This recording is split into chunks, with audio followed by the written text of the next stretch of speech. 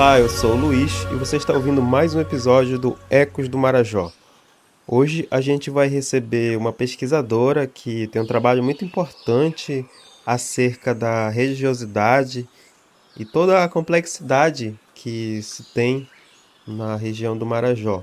Claro, falando de uma região dentro dessa imensidão chamada Marajó, eu acho que o trabalho da professora tem uma colaboração muito importante. Então já faz um tempo que a gente queria trazer aqui essa conversa por entender o quanto até mesmo que é necessário, considerando as entrevistas anteriores que a gente já fez com outros pesquisadores, e que é uma dimensão bem interessante toda vez que a gente chama algum pesquisador para conversar com a gente. Então hoje a gente recebe a professora Wanda Maria Pantoja, que vai falar um pouco da sua pesquisa, mas antes eu gostaria de pedir para que você, professora, se apresente, conte um pouco da sua trajetória, um pouco das suas vivências antes de chegar a esse lugar de professora da Universidade Federal do Maranhão e também com uma pesquisa muito significativa para a nossa região. Seja bem-vinda. Olá, bom dia, boa tarde, boa noite a todos. O- eu vou me apresentar aqui um pouquinho para vocês.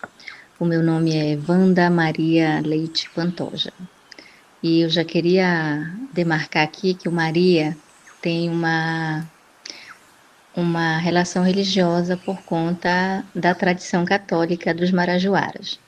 Sim, eu sou marajoara, eu nasci no município de Portel e fiquei na ilha, fiquei no município até meus 11 anos de idade. Então, até 11 anos de idade, eu não conhecia outro lugar que não fosse a cidade onde eu nasci. Bem, então, após os 11 anos de idade, eu fiz um movimento que é muito comum para as pessoas que moram na Amazônia, nos interiores da Amazônia, em particular no Marajó, que é migrar do interior para a cidade, tendo como razão fundamental essa migração acesso à educação. É claro que o acesso à educação é o elemento de centralidade, mas eu poderia dizer que essa migração ela está relacionada à ideia de sobrevivência. Eu sou de uma família, eu sou criada só pela minha mãe, de uma família muito pobre, e sobreviver foi uma coisa que a gente fez a vida toda. Então, mudei para Belém para estudar, e nesse processo de mudar para Belém, fiquei longe da minha família. E aí estudei e depois de algum tempo, estudando, trabalhando, entrei na universidade, na UFPA, e comecei uma graduação em geografia. A graduação em geografia me levou a acessar muitos projetos, outros professores, outros cursos, e eu acabei me tornando bolsista de um projeto de pesquisa no Departamento de Antropologia da UFPA, né? O antigo DEAN, acho que agora não existe mais esse departamento, que era o Departamento de Antropologia. Então, me tornei bolsista desse projeto com o professor Raimundo Heraldo Maués e comecei a estudar questões sobre religiosidade. Apesar do nome Maria, né, de ter Maria no meu nome e de ter nascido numa região de forte tradição católica, eu não tinha nenhuma relação prática com a religião. Então, posso dizer que eu era aquela católica por tradição, né, de costume, mas que não tinha prática religiosa nenhuma. Então, eu comecei de fato a aprender muitas coisas sobre religião nesse projeto de pesquisa, ainda no início da minha graduação. E aí isso foi se tornando maior, eu fui compreendendo melhor.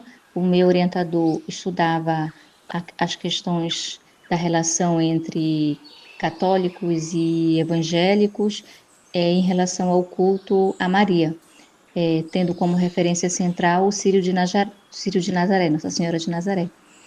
Então, isso acabou me influenciando fortemente nas coisas que eu vou fazer depois. Então, eu escrevi um TCC que tinha essa relação com a tradição religiosa, analisando as questões dos espaços públicos, como a festa do Círio de Nazaré influenciava as, os espaços públicos da cidade de Belém e eu fiz um estudo específico sobre a Praça da República em relação ao Círio de Nazaré. Maravilha, professora. Agora entrando no tema da nossa conversa aqui, queria começar pelo o tema do seu mestrado, né, que você falou sobre o Círio de Nazaré e queria entender como que reflete nessa questão da fé em si, da reciprocidade e mercado. Pode contar um pouco sobre os resultados dessa pesquisa e o que mais marcou, digamos assim, nesses estudos? Foi no mestrado que eu desenvolvi de fato uma pesquisa mais, digamos assim, mais metódica, mais criteriosa e mais aprofundada. E eu tinha uma vivência de Sírio como todo paraense tem, aquela vivência de viver os dias do Sírio, mas de fato não conhecer os bastidores, o que é o processo de feitura, né, do Sírio, como se faz um Sírio. E eu comecei a tentar compreender isso na dissertação de mestrado. Então eu me vou sair né, daquilo que a gente vê muito, que são os devotos, e fui para a organização do Círio. Então, fui, a partir da diretoria da festa, tentar compreender como essa festa era organizada, como ela era pensada, quem fazia, quem pagava, quem definia, né, tentando ver o que era o Círio. E o que me chamou a atenção, o que me levou a esse recorte, foi o fato de, nesse tempo, isso era 2003, 2004, mais ou menos por aí, né? Surgiu um projeto chamado Patrocinador Oficial do Sírio, né? Até então não existia isso. Hoje é uma prática comum, mas isso é uma prática surgida no início dos anos 2000. E aí eu me voltei para compreender quem eram esses patrocinadores do Sírio, né? Como é que formalizava essa relação. E a partir disso eu chamei a pesquisa de negócios sagrados, né? Porque eu comecei a compreender que o Sírio era um grande negócio, né? Para ele acontecer, você tinha decisões laicas, racionais, completamente voltadas para a questão dos negócios e não exatamente do bem simbólico, da religião. E aí, Negócios Sagrados, eu acho que foi um nome bem bom, porque ela tinha uma dimensão fortemente mercadológica, mas ela estava relacionada a um bem muito potente, muito importante, que é a religião. Então, essa dissertação foi defendida em 2006 e ela tem como propósito fundamental compreender o processo de produção do Sírio em relação ao mercado via diretoria da festa, que é, digamos assim, coletivo, formado só por homens, né? Essa é uma questão importante, na diretoria da festa não há mulheres, que são responsáveis por levar aquele Sírio que todo mundo vê. Então, o que a gente vê nas ruas no segundo domingo de outubro é resultado do que aquele coletivo de homens entende como sírio, como deve ser, enfim, como deve ser mostrada esse grande momento de fé católica. Muito interessante mesmo, professora. Agora falando um pouco sobre o tema do seu doutorado, né? Eu sei que é difícil de fazer essa síntese, esse comentário, mas é sempre muito importante quando a gente traz essa conversa aqui para esse debate popular, que tem a ver com disputas religiosas no Marajó. A gente segue sendo diversos pesquisadores, né, que já falaram e outros que seguem tratando. É um tema muito interessante no Marajó. Então você investigou as relações entre católicos e evangélicos na Amazônia Marajoara, um tema que inclusive chamou bastante atenção por tudo isso que eu já destaco. Eu queria entender, professora, que questões centrais essa pesquisa levantou sobre a convivência e conflitos religiosos nos territórios da Amazônico, que você poderia compartilhar com a gente. Após a defesa da dissertação, eu fiquei um tempo como professora substituta na UFPA, eu acho que quase 2 anos, e entrei no doutorado, entrei no curso de doutorado também na UFPA, também com o meu orientador, Raimundo Eradão Maués. E no doutorado, eu estava tentando compreender ainda as questões religiosas, mas agora na Ilha do Marajó. E aí eu vou explicar como eu cheguei à ilha, porque eu tinha vindo da ilha com 11 anos de idade e eu tinha meio que cortado relações, né? Eu tinha Eu voltava com pouca frequência, eu não tinha nenhuma relação, digamos assim, afetiva, não cultivava uma relação afetiva com essa identidade marajoara. E isso passou a acontecer por meio de um trabalho que eu comecei a desenvolver junto ao IFAM, que eram os inventários culturais, né? No processo da política de valorização dos bens de natureza imaterial, o IFAM do Pará, da Superintendência do Pará, começou a inventariar vários bens. E a Ilha do Marajó foi um dos primeiros lugares a passar por esse processo de produzir inventários.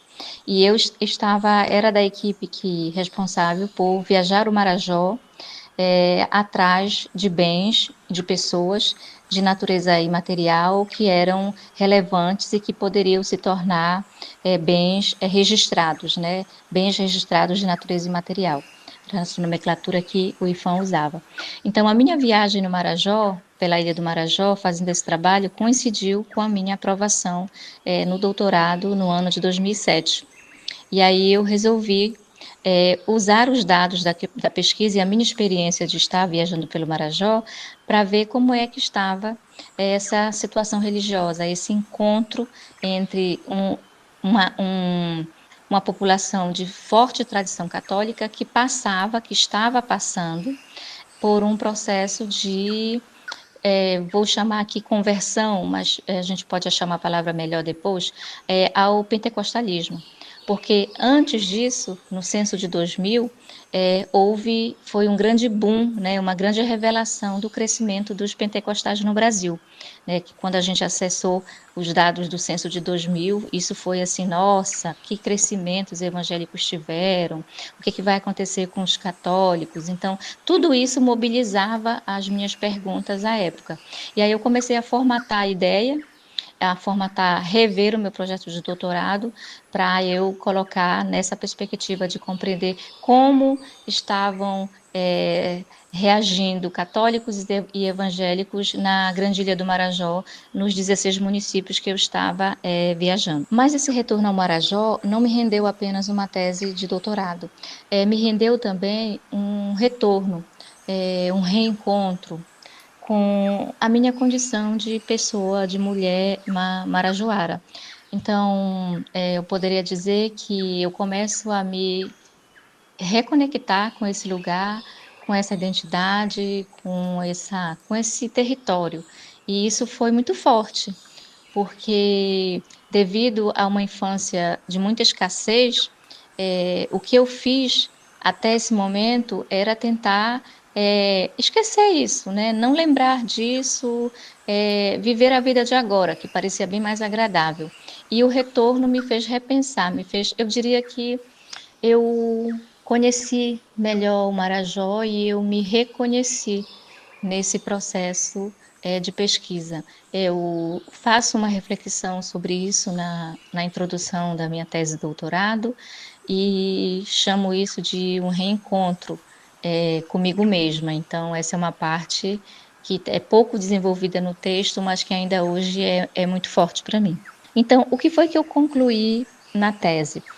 Na tese, então eu levantei dados dos municípios, dos 16 municípios que compõem a Grande Ilha, eu entrevistei pastores de pequenas e grandes denominações, eu entrevistei os padres locais, que não são muitos, porque nem todos os municípios têm padre, eu entrevistei alguns bispos, e no final a gente pôde compreender que tem uma mudança muito profunda. De fato, os evangélicos estavam presentes em todos os municípios da ilha e uma presença prática, né? O que é que eu quero falar com uma presença prática? Não era uma presença só de memória. Eles tinham templos, eles tinham pastores e eles tinham uma relação muito próxima com as pessoas do município. Nem sempre a Igreja Católica estava aberta ou tinha um padre. A presença da Igreja Católica se restringia aos festejos dos santos, onde um padre passava pelo município, dizia missa, casava as pessoas, batizava crianças e depois ia embora. E no caso dos evangélicos, eles estão presentes sempre, eles têm atividades sempre, então isso causa uma sociabilidade muito grande nas cidades pequenas do Marajó, onde há muita escassez de espaços de lazer e de coisas para fazer para além do trabalho. Então, essa é uma das razões, eu concluo no trabalho que essa é uma das razões que faz com que o Marajoara tenha uma grande recepção a essa denominação, a essa forma religiosa. E, assim, uma outra coisa que a gente percebeu é que, de forma geral, o Marajoara, ele, como não tem o conhecimento teórico das questões religiosas, ele não vê contradições, então não tem oposição. Ele era um católico e agora ele é um evangélico e ele não vê problemas nisso. Inclusive, muitas práticas que os evangélicos achavam que não era recomendável, eles continuavam fazendo. Então havia uma criatividade muito grande para aliar coisas de ambas as religiões sem que isso se tornasse um problema. Mas também encontrei em alguns municípios alguns problemas. Então, por exemplo, sobretudo problemas que iam repercutir no campo educacional. Essa foi uma coisa que eu não explorei, mas que eu percebi. Por exemplo, algumas escolas onde a igreja evangélica era dominante, não tinham atividades físicas, alguns conteúdos não eram ensinados, as meninas não podiam fazer educação física, porque achavam que isso não estava condizente com a questão religiosa. Então, de fato, as repercussões dessa mudança religiosa, no meu trabalho, eu percebi muito mais no campo educacional do que, por exemplo, no campo religioso mesmo. Professora Wanda, muito obrigado por conversar com a gente.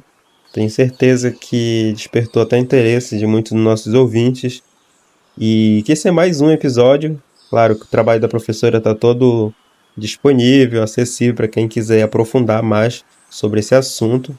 Eu repito, é um assunto complexo, mas muito interessante, que faz parte da composição, né, dessa região do Marajó, que é tão dinâmica, com diversas ocupações, migrações, e que a religiosidade faz parte desse processo que continua em transformação. Então, muito obrigado. Muito obrigado a você também que ouviu até aqui. Fique à vontade para sugerir novos temas, convidadas ou convidadas. Até o próximo. Tchau, tchau.